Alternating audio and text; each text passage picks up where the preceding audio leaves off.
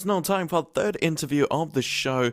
And back in May, before schools were rescheduled to go back, we spoke to Malikah Swail, a grade 12 learner at Elsie's River High, who was one of the students who wrote a letter to the president about their concerns on the reopening of schools.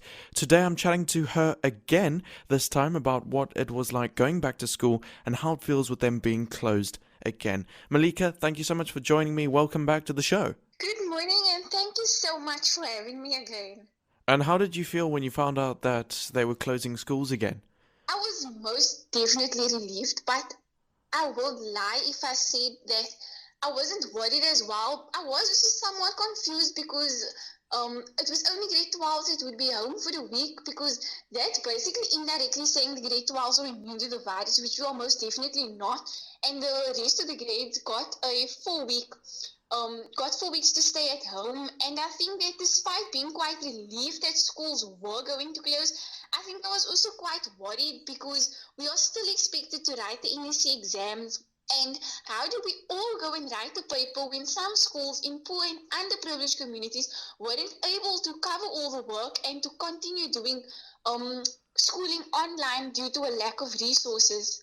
And then, Malikah, just before I let you go, what are your thoughts on the school year being extended to 2021?